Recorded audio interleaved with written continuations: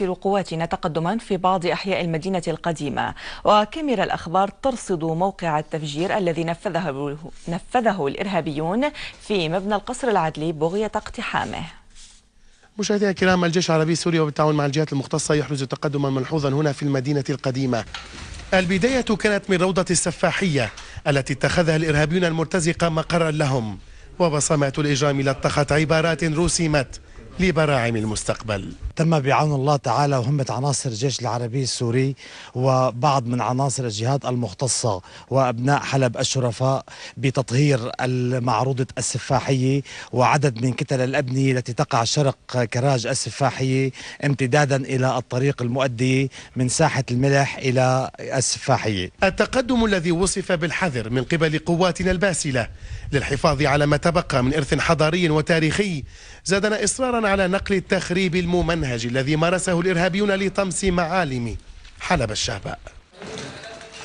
انتقلنا بعد ذلك إلى مبنى القصر العدلي، والذي قامت المجموعات الإرهابية المسلحة باستهدافه أكثر من مرة، لنلتقي بواسلنا المرابطين بداخله. قام العناصر الإرهابية المرتزقة بتفجير الجزء الجنوبي الشرقي من القصر العدلي بغية الاستيلاء عليه والتسلل له.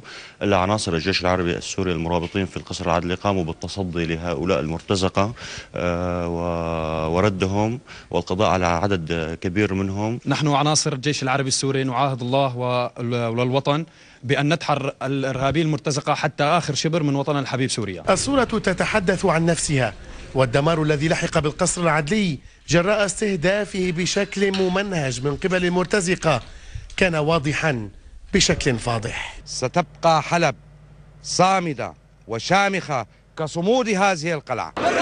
بالدم نفديك سوريا. إذن هو تقدم ملحوظ لبواسل قواتنا المسلحة في المدينة القديمة، وثبات أيضا ملحوظ هنا داخل القصر العدلي بسبب مرابطة بواسل قواتنا المسلحة وتصديهم للإرهاب بكافة أشكاله وأنواعه، ودائما وأبدا تحت أقدامهم يسقط ويسحق المحال. شادي حلوة، التلفزيون العربي السوري، من داخل القصر العدلي المدينة القديمة، حلب. وفي ريف